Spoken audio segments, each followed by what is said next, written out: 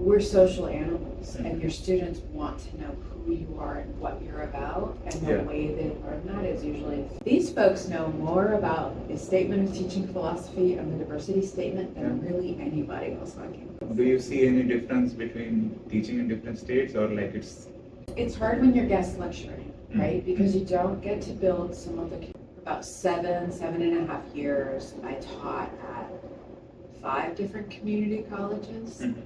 Sometimes people are hesitant.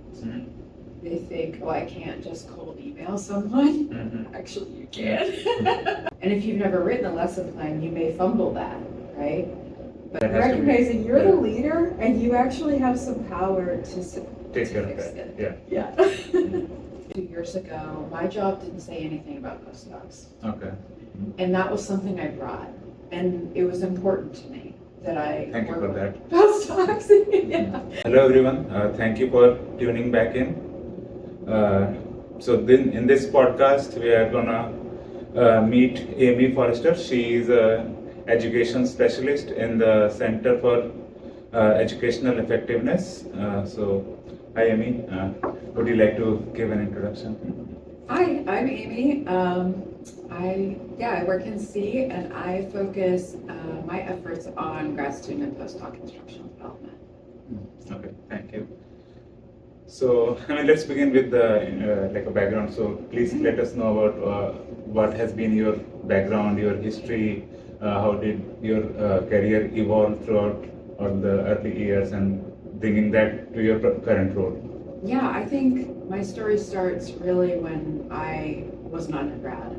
So I went to a community college as an undergrad, and I was a non-traditional student. I was older than a lot of other students. And I realized that what I thought at the time was the coolest job in the world was to be a community college instructor. I think I was just really excited by how they could take a subject that I found possibly boring in high school and sort of open up this whole new world for me, right? Okay. And they were really invested in their teaching. And so, fast forward a few years, I was in graduate school. I chose a graduate program that I knew involved training and teaching because I knew that was the path I wanted to go in. I was doing an MFA in creative writing. Okay. And right away I was in classes that were part of a Preparing Future Faculty program. Because in my creative writing program, they had us teaching as instructors of record our second semester. So it was just like into the fire, right? So I got really great training when I was there, and then I finished my MFA and became a community college instructor. And pretty quickly picked up teaching gigs at multiple schools. It was a time when it was the recession, so there weren't a lot of tenure track positions, but there was a lot of adjunct work. And so about 7.5 years, I taught at 5 different community colleges. I taught a lot of sections of kind of that freshman composition course, the essay writing course, but also research writing, poetry, fiction classes. So it was fun. I enjoyed it, but I found myself kind of wanting the next step because I wasn't making a lot of progress on my tenure track applications.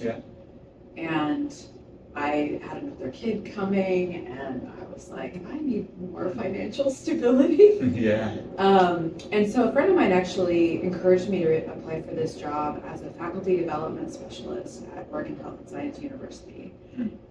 Totally new world to me, right? I'm a community college writing instructor, and then I'm like, okay, now I'm faculty development at a health sciences university. That's a completely shift. Right, but it was one of the things I loved about that job is there was just this notion that if you worked there, you were just always learning, right? And so I just soaked it all up. I worked really closely with a couple of departments, primarily the bioinformatics program. It was a fully online master's program. It was a lot of MDs taking a bioinformatics master's to sort of enhance their practice, right? and then also the School of Public Health. And so I got to really work with some great faculty there. I did a lot of instructional design, so I got to sort of use and grow my skills as an online instructor in designing online courses, and really I think grew a lot in that job as far as like coming to understand what it means to be an effective teacher and what it means to support people in becoming effective teachers. And in my journey there, I started to have more and more contact with some of the teaching assistants in the School of Public Health. These were usually they were like later in their PhD, right? They're in their 4th or 5th year in epidemiology or something like that. And they are serving as TAs for other grad students. And they were telling me, they're like, we don't get any training to do this at all. And then we face an academic job market that says you're not very experienced, right? And so in my last few years there, I actually developed a training program after doing a big lit search and talking to people, interviewing people who ran these programs at other institutions. And I started a program that was called Training Future Faculty, and it was geared toward these grad students and postdocs who really, a lot of them, up until that point, they had been on this very strong research track, right? Like, and then they were starting to think, I think teaching might be what I want to do, right? So I started that program, and it's really fun. Met some amazing people. One of my favorite days was our micro-teaching days. And I asked folks, I want you to teach in your discipline, but I want you to teach like you're teaching to second-year biology students, right? And these are people who worked on all sorts of really complicated stuff in their research, right? And it was one of the most fun days for us because they were like, oh, I actually can talk about my research in this way, right? And I can design a lesson plan. It's fun and engaging. So I really loved that part of it. But over time I found I struggled with getting really institutional support for that program. And in the meantime, I started my doctoral program, and I decided to focus on how we train grad students and postdocs in STEM fields in particular in training. What are some of the barriers we can come up against? And then what are some of the solutions that people have found have worked? And I was ABD in that program when I got hired at Davis. Came here. What is ABD? All but dissertation. Yeah. So I was really just in the final stretches. I was in my program.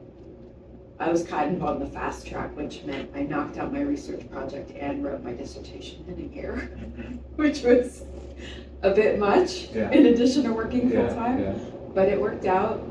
And I came here because I was like, my work portfolio at OHSU was a lot of stuff. It was still a lot of instructional design. It was still a lot of faculty development. But I knew I had found like my new passion in grad student and postdoc development. And when I saw the job here, I was like, that's like the place for me.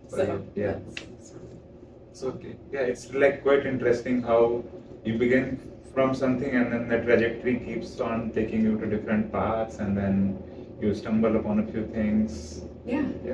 So I thought I was going to be a community college teacher for my whole career. I really did. So all of the things that you mentioned, has that been in different states? Like I heard California, Oregon, any other state? Or? Yeah, so I did my undergrad in Oregon at Lane Community College and then University of Oregon. I did my master's degree at University of Minnesota. And then worked at Oregon Health and Science University, and my doctorate's from Portland State University. So do you see any difference between teaching in different states, or like it's different students, just a different state? Yeah, that's a good question. One thing I noticed in the Midwest that was distinctly different from the West Coast, right? On the West Coast, we have a lot of quarter system schools. Yeah. So we're fast. We got to just get through things really quickly in those 11 weeks. But we were on semesters in Minnesota, as most schools east of the Rockies are, right? Yeah. So that changed my teaching. I could settle in a little bit more with students, you know. But other things were sort of interesting to me in that on the West Coast, I was used to dealing with a lot of students who are a little bit more independent and were really enjoying the freedom of being college students. But in Minnesota, there's a strong family culture there where students were literally going home every weekend. And if you somehow conflicted with their family plans, that was like, so I think interesting. But I mean, I think I certainly enjoyed the students in Minneapolis and the diversity of experience and languages and you know that I had in the Twin Cities. It's an amazing place to be an educator and to be going to school. Yeah, thank you for sharing that. I would like to start by saying that different teachers have different sparks, like why they teach, you know, what brings that enthusiasm of doing that. For me, that has been trying to awaken the consciousness of different people, not just, you know, imparting knowledge, trying to increase their understanding of things, you know, understanding of life in general, trying to make them think about whatever they see like logically, so adding more logic to it and not just, you know, trusting a lot of social media things these days. So what has been your spark for teaching, and how are you, I would say, how do you help the postdocs become effective educators? Yeah. I think the spark for me has changed over the years. I think when I first thought of myself as a teacher, I thought of how transformative it was for me and how I had transformed my life through my education. Like, I had a really rough, younger part of my life. I lived on my own really early.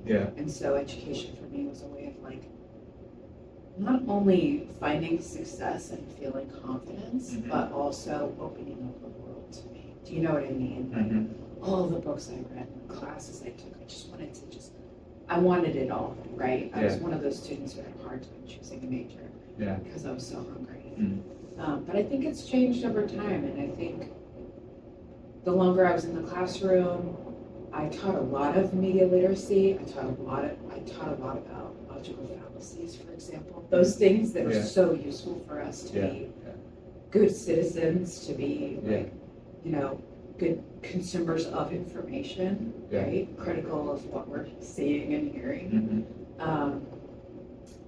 And now I think it's that the longer I've been in my career, and what inspires me to do the work with grad students and postdocs is that I think higher ed has, in many ways, failed in training people to be effective teachers in multiple fields.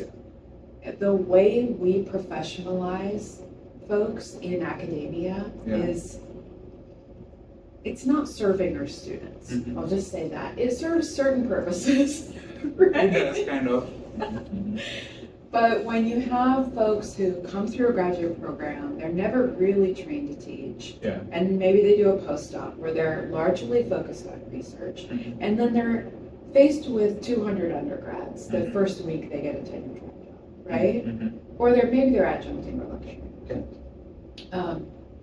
And they will most often teach the way they were taught. And that is not always the most effective teaching. So true, yeah. Many of us who've gone far in academia have found ways to succeed in those old models. But what about all those students who haven't, right? Who have a hard time sitting through a 2-hour lecture and getting information? So really for me, the passion for me now is for those grad students and postdocs who want to teach, I want them to be able to find the training they need, right? And to have folks who will work with them. We're excited to encourage that aspect of their growth, who aren't just like, well, that's going to conflict with your research. You know, there's a lot of naysaying around postdoc development in particular of teaching. So, I think that's really where I'm at now. It's like, I see a need and I want to fill it. And I'm happy to fill it. It's like, as far as I'm concerned, grad students and postdocs are like the best people to work with. I would say that is also the best stage to do that. Yes. Yeah. And a lot of the scholarship around this says when you are still in a learner mindset and when your own learning is a little closer in your memory, you can be more effectively trained to be a great teacher. Whereas if you're a little bit more set in your ways, as some faculty can be, it's very hard to convince them, first of all, that it's worthwhile to teach in a different way. So lots of opportunity. Okay, so for the next question, I'm sure you must have seen a lot of failures as well throughout when you were trying to do a few things. I see failures as the pillars of success. Like I have had failures in my life, and obviously when you fail at the moment of time, you feel a lot like, bogged down by things. But I have an habit of, after a point of time, I try to relook into things like what could I have done better. So trying to use the failures as a foundation to build something upon it. So using them as a pillar of success. So please tell if you have any failure that you would like to share and what were your learnings from it.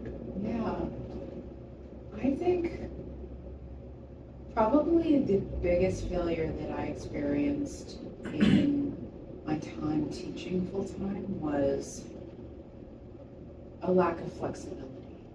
And I think that was due to a couple of things, my youth and my maybe lack of experience.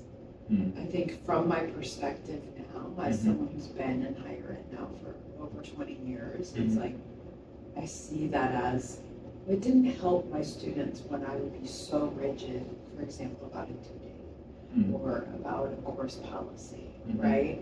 It didn't, and this was pre-COVID as well. I think a lot of us learned about the value of flexibility and adaptability through COVID, but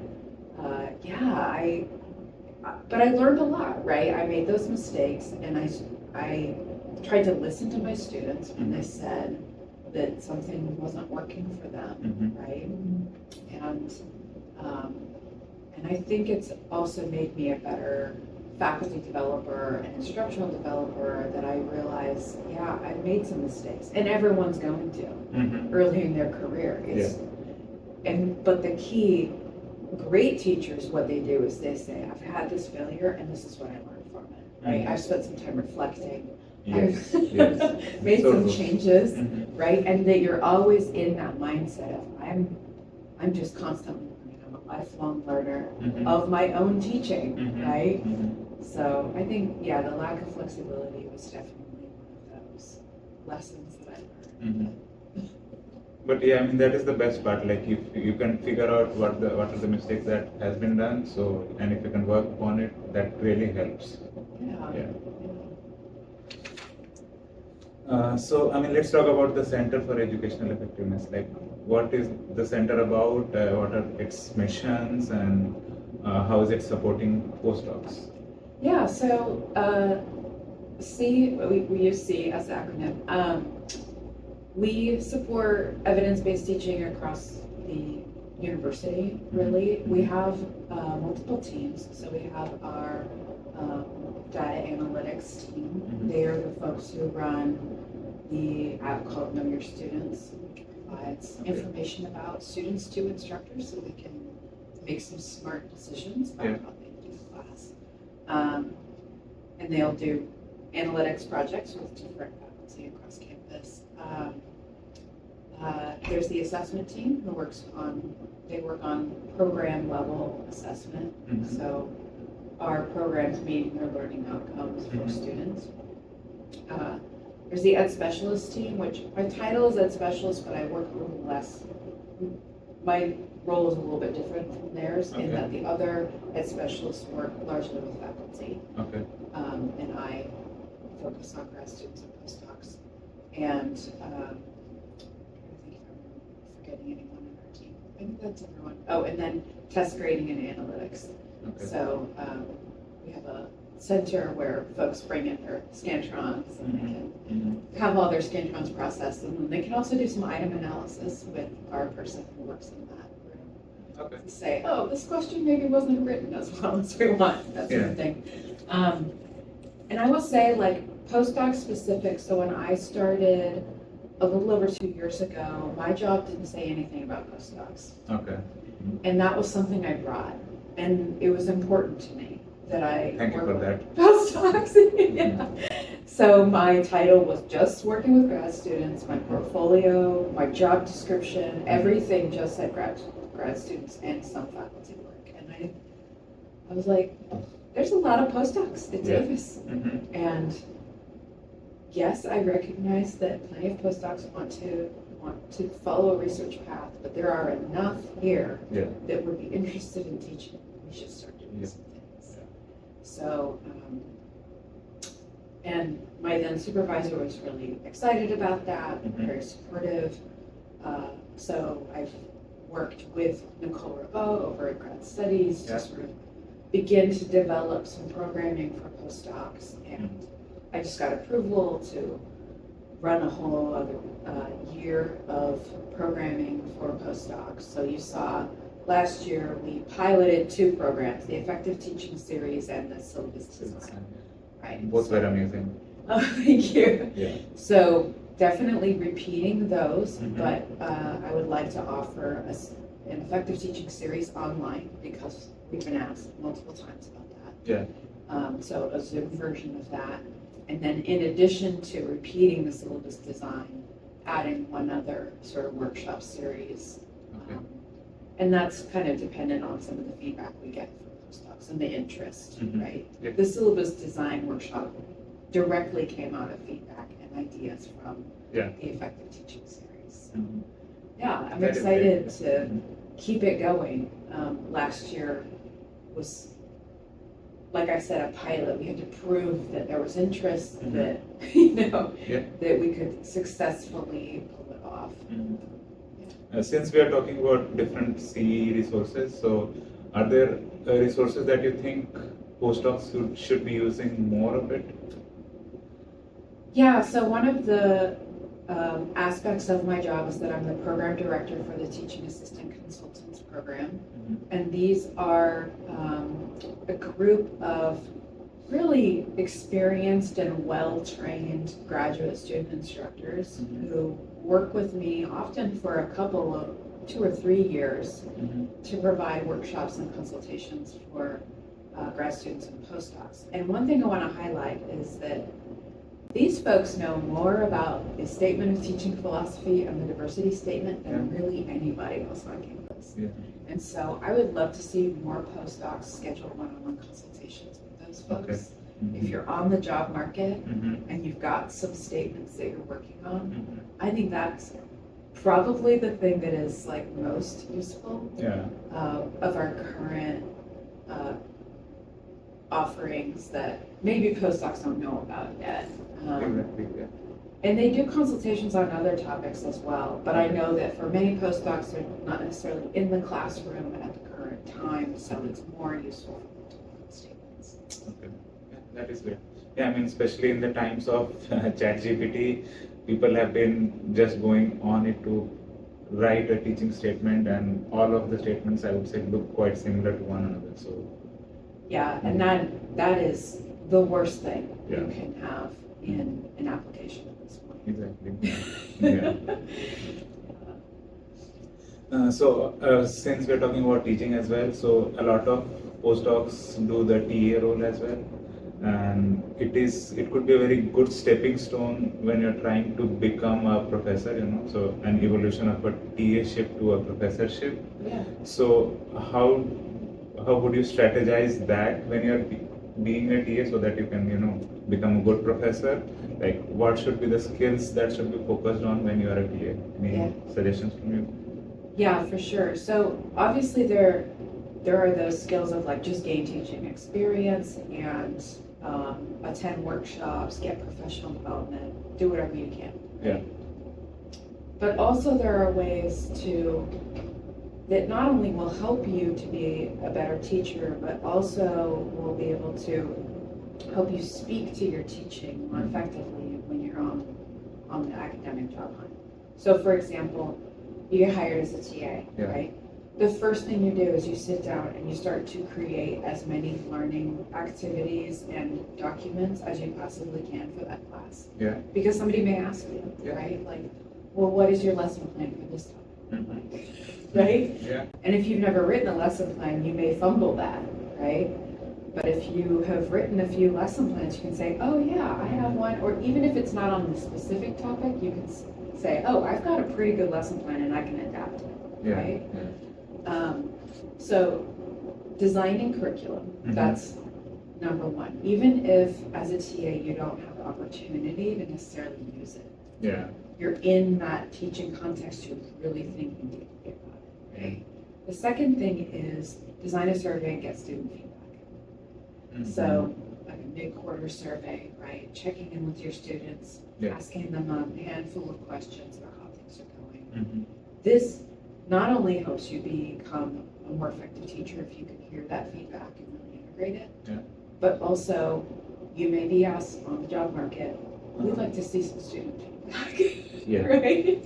Or they may ask you, what's something you've learned in your teaching, right? And how you've adapted and turned it into a success.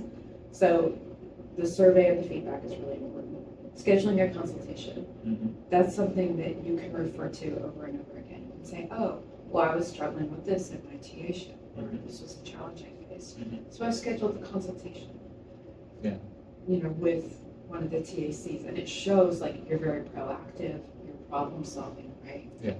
At the same time as you probably had a great conversation, Yeah. right? And got some strategies. So thinking, and even if it's not a TA shift, say you get a guest lecturer in school, same thing. I always recommend think about every aspect of that teaching experience and how you can just draw the most benefit out of it. Yeah. Because for some folks, that's going to be it, right? You may not even get to do a TA shift. You may have a few guest teaching spots, but like you can create your own Google form survey. You can, you can really maximize the benefit you get out of every experience. And I would say search out interesting new opportunities too. Like I have worked with postdocs who have taught in a medical school, in postdoc programs of people trying to get into medical school. I've worked with folks who did guest teaching spots at museums. Interesting. So searching those things out. Even right now, I know some community college folks around here who would love to have some postdocs come guest teach for them.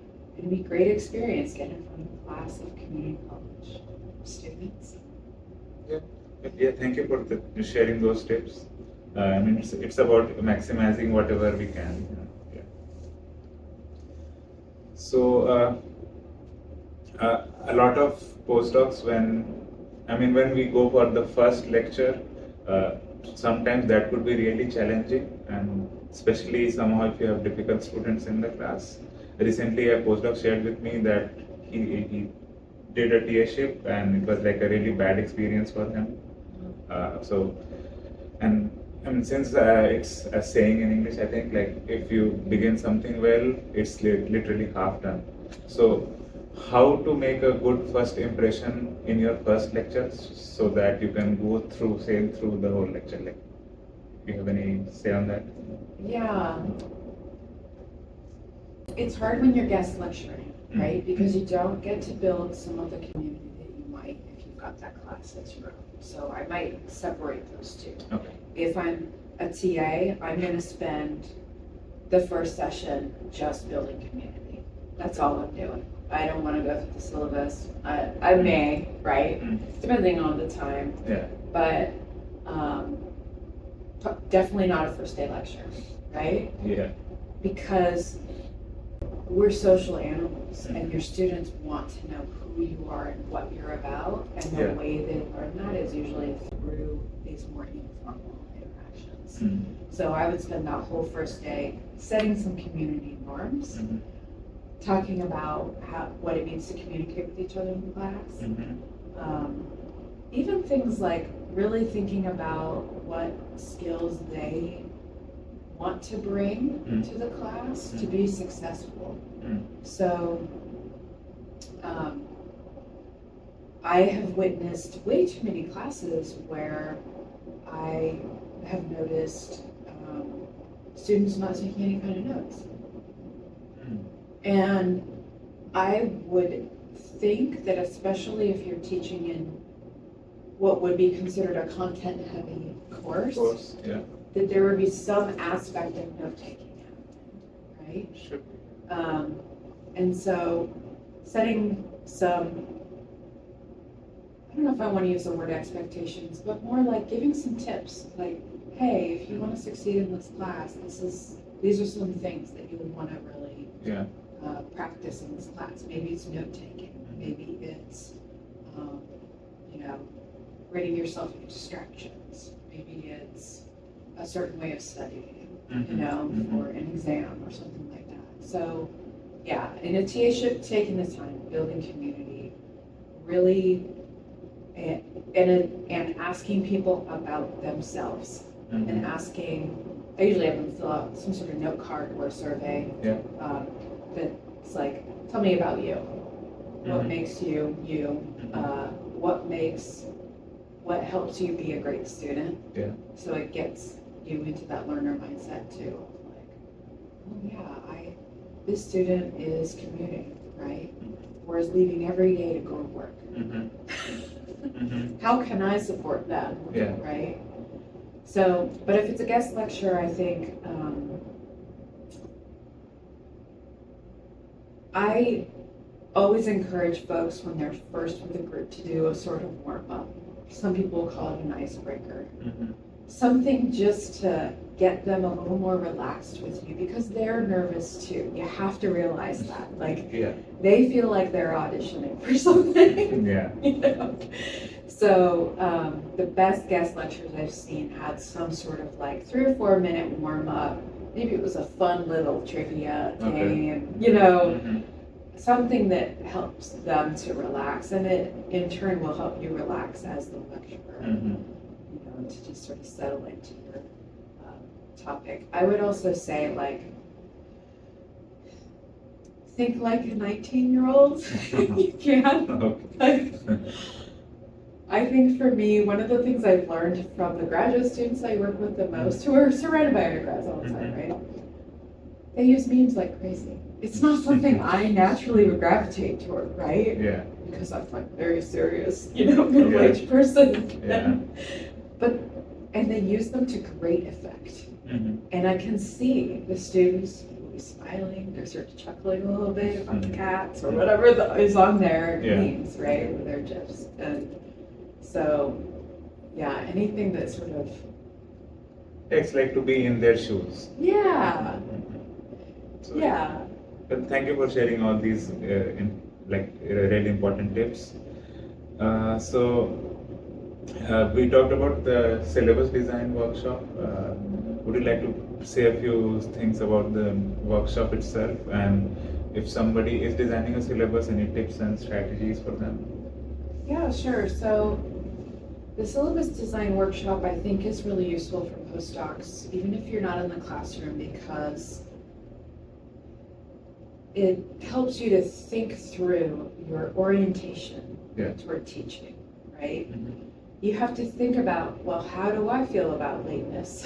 And how do I feel about attendance? And what do I think about Gen AI? Right? So it's a way of sort of preparing yourself for that role in many ways. And that's not to say that, this one syllabus you design before you've been assigned a class is going to be the one you use, right? But it helps you answer all the big questions about what kind of teacher you want to be. And then, of course, helps you in the job market when somebody says, hey, can you show me a syllabus? And you say, why, yes, I can. And so, yeah, we would like to run that workshop a couple times a year so that folks have a chance to work through one. And we spend, it's 2 sessions long in its current iteration. And the first session we spend largely on the fundamentals, like what are some of the most basic things you should include, whether it's student resources, policies on Gen AI, grading schema, right? Those sorts of things. And then the second class is a little bit more focused on what it means to have an equitable syllabus that is inclusive of students, where they can see themselves reflected in what's going on there, and then also tackling some of the harder questions of policies and design and things like that. But I think with a syllabus, I would say just start early. It's one of those things where people say this too about the whole entire teaching portfolio. Just start early, start compiling things, whether it's student evaluations, syllabi, even taking, maybe you get a TA shift, right? Or maybe you remember a class from when you were in school where you were like, that class was taught in such a fantastic way. See if you can track down the syllabus. So you can use it maybe even as a template or a model for your own, right? I would say early in my career, I was often modeling off of other people's syllabi until I had a sense for what I really wanted. And talking about teaching statements, so I mean, I'm sure you mentioned that we have one-on-one consultations available. But if we had to like roughly draft a statement and keep on working upon it, how would you approach that particular thing? I think broadly, the teaching statement should sound like you. You know, like I think too often folks get caught up in this idea of what others want to hear. And also showing yourself as somehow perfect. And that's not what they're looking for, right? So I would start there. Just try to make it as genuine as you possibly can. Probably the best statement I've read the whole year. When I finished reading it, I was like, this is exactly you on the page. This is exactly who you are, you know, as a teacher. And I had seen multiple iterations of this person's statement. Right? It took a while to get there. So that's where you want to get to, so that somebody really sees you. And that means being specific. It means probably not using Gen AI unless you're using it, you know, just to kind of help you find a few words as part of your process, right? But then the other guidance that I would give folks is probably the things I see the most with the statements are either that they've got lots of concrete examples of things they do in their teaching or have done, but they're not matched with a strong belief or assertion about learning and teaching to go with that. Or the opposite. They've got really great assertions about what they think is important. Like I might say, it's so important to me to build classroom community. But if I don't follow that up with really good examples, it's kind of empty, right? And then lastly, and this is a part that people are often missing, whether they're missing the assertion or the concrete example, is the proof. And that is the hardest one, right? How do you provide proof? This was successful. And sometimes it's just, you're referring back to comments that students emailed you about that thing, that it worked, that they were so thankful for some aspect of your teaching, right? Or maybe it came out in your mid-quarter survey, right? That's another thing. Do the survey, you can then refer back to it, right? So I would say that those are largely the tips I would give to someone. And I know that for some postdocs, they're going to be stretching to talk about experience, right, in their statement. And so it's really about, you want to think about all the different teaching opportunities you've had, whether it's mentoring someone in a lab, that can be teaching, absolutely. What did you learn about during the lab, right?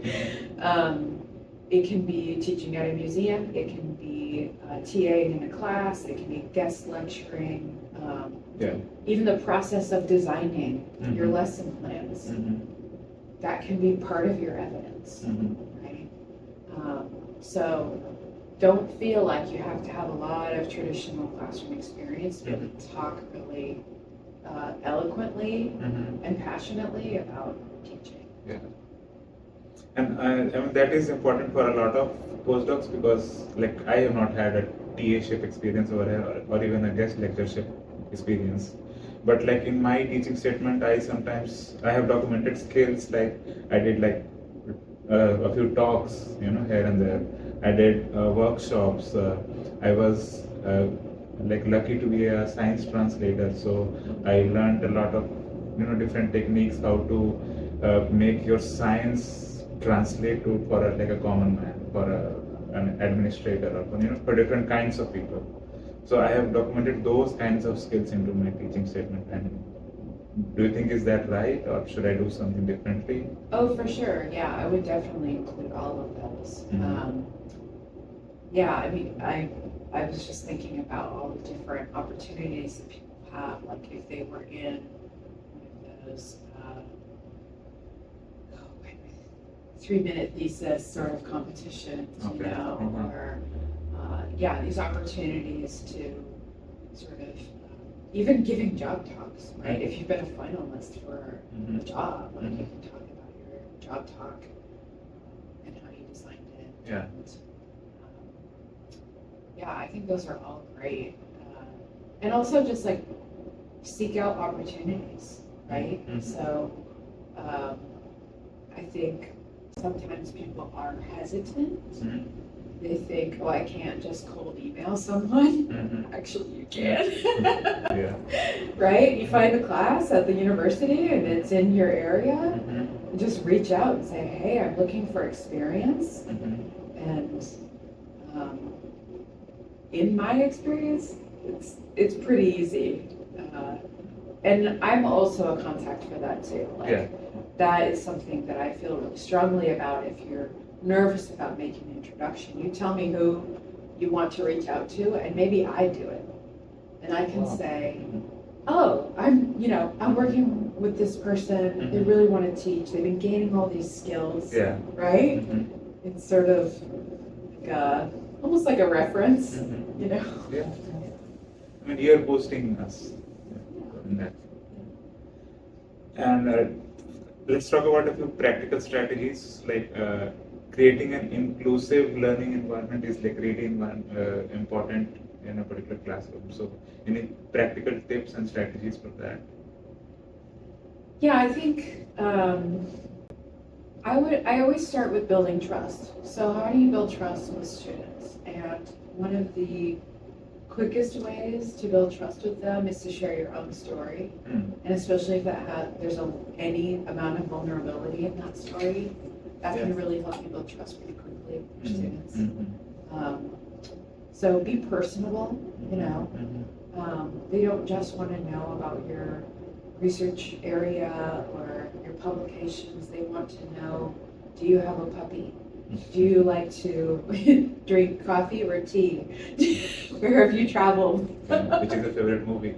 Right, yeah. So really spending some time building trust with students, I think helps them to feel more included. And some of the ways you build trust are these small things, sharing your moments, right? Making that a habit in the class, all sorts of things. And so I see a difference between disagreement versus disrespect. And sometimes those situations could arise in a classroom. So any strategy to handle that kind of thing? Yeah, I've certainly had my share of those. It is difficult. I think the number one key to me is to, one thing I have noticed is that if you let the person who's challenging you get to you in front of the class, everyone gets kind of uncomfortable. Yeah. So, but also recognizing you're a person, and if this person is constantly questioning you and trying to tear you down, you've also got to take care of yourself. So my strategy usually would be to field their challenges as well as I can, but the first minute I have, whether it's giving the class a break or asking them to stay after, I talk to that person directly and say, this is what I'm noticing, this is what I'm feeling. I feel like you have a lot of challenges to what I'm talking about, and I love that you're thinking critically, but I want you to make space for other folks. And I'm happy to meet with you. If the student is even upper division, I might even offer for them to teach a little bit of a lesson one day if they feel like I'm leaving something out. So I like to deal with those one-on-one personally, and really frame it around making space for other people, you know, not as much about my feelings or, you know, because the class is about the students, it's not about me. But also not, say this person doesn't react well to that, I will also say, like, I might take it to the next step and say, some of the ways you're talking in the class aren't appropriate. You know, if you're feeling like you can't, you know, make space for other people and listen a little bit more. Yeah, I mean, sometimes you have to take care of those things because that particular person is one thing, and then there are other things, other people who are affected by that particular person. So we have to handle it like directly, indirectly somehow. Yeah, and I have worked with faculty who did not address those, and let me tell you, they heard about it in their evaluations because all the other students said, this person was given the power to ruin our class. Right? So it's recognizing you're the leader and you actually have some power to take care of that. Yeah. Thank you for sharing those strategies. Time management for postdocs is really a mess. Like, I have not been able to do that for quite a while now. So do you have any tips, your own tips for how to manage time? Yeah, this is such a tough one. And I know that there are some really great strategies out there as far as like how people calendar, right? I mean, some of these you're probably familiar with, like a calendar in work time. I really try to maximize the time of day I'm most productive. So for me, when I was working on my doctoral work and working full time and I had kids, I am a morning person, and I was like, if I get up at 4 and I work 4 to 6, I am like 3 times as productive as I am at another time of the day. So recognizing, like, this is when I work well, can I clear other things, right? So that I have, you know, those hours to work on, whether it's you're trying to clear space to work on your research or finish an experiment, or if you're trying to do work on your teaching portfolio, right? Like, trying to really maximize those times a day when you're most productive, and then also remembering to take breaks. And some of it is, I'm a big believer in having a separation between my family time and my work time. And so I know this is weird to some people, but like, I don't put any of my work email or Teams or anything on my phone. Oh. So I set that boundary where I'm like, I can be present for my kids, I can eat my dinner, I can be like a sane human being for a certain amount of hours, and that actually makes me more productive in my other times. If that makes sense. Yeah, it definitely does. Yeah. And yeah, that could also sometimes lead to a lot of stress. And I'm sure you when you meet a lot of different kinds of people, and you might be discussing different kinds of stressful situation everybody faces, that could be causing stress to you as well. So, I mean, what are your strategies for stress management? Yeah. Well, I'm kind of an exercise fanatic, so in addition to the waking up early to work, I also wake up early to exercise. But also, I think minimizing the work that you agree to because you feel like you should, but that's not serving you. So, for example, and I love this strategy, I haven't used it yet, but I learned this from one of the grad students I work with. She color codes her calendar according to research, teaching, and like service, right? And if she finds that one of her colors is sort of overwhelming or dramatically larger than the other ones, she's like, no, I've got to make adjustments. And I thought that was like a very good strategy, making sure you're attending to the different aspects of your job. But as far as, I mean, stress is difficult, but for me, one of the things is like, say I've been asked to serve on multiple committees. And I'm actually in the process of leading a committee right now because it just has less bearing on my work and is less important to the mission of my work, which is instructional development for grad students and postdocs. It feels extra, right? Yeah. And if it feels extra to me, that also usually means I don't have as much to contribute. So it's better for me to lead that committee, right? Focus on work. So a lot of it is focusing in, not spreading yourself too thin, trying to resist that feeling that the pressures they'll put on you to maybe do more than you should in those areas. Yeah, I think it's about setting the boundaries. Right.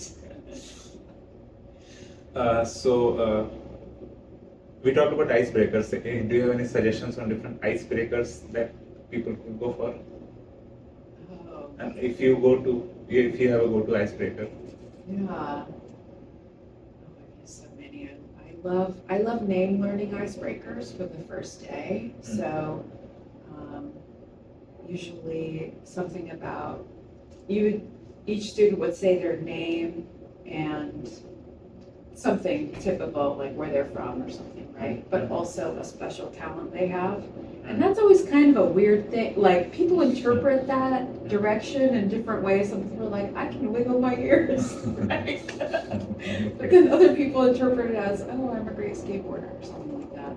So I love that. And the way I would do it as a name learner is that I would have them learn everyone at their table and they'd introduce the person on their left.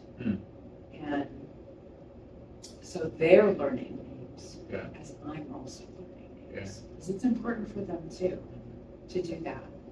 And then once every table is done, I would repeat back the name. So it was a way for me to get each person's name 2 or 3 times in the first meeting. So that's one of my favorites, I think. Thank you for sharing that. You have to finish this sentence. So a great teacher is always learning. Yeah, that is so true. And I like to say it like a great teacher is somebody who awakens your consciousness and who pushes you to see the bigger picture. That's what I love that. Yeah. And do you have any questions for me? I'm interested in just knowing what sort of brought you to your interest in teaching. I mean, as I mentioned already, so I really like to help people. So this is also a part of part of giving back to the society. Like I have taken a lot from society, right? So I try to do that in terms of like whatever I know, I'll impart it to students. But in that process, I want to see the bigger pictures in life, like trying to grow consciously, not like just living a robotic life. So that is what inspires me to, motivates me to do this thing. That's so great. Yeah. Well, thank you, Amy. I really appreciate all the work that you have been doing for the grad students and the undergrads and the postdocs. And I really appreciate your time for taking your time out and doing this podcast. Thank you for inviting me. Thank you so much. And thank you, viewers, for being here. And I hope this really helps you. I'll meet you in another podcast. Stay safe, take good care of your health. Bye.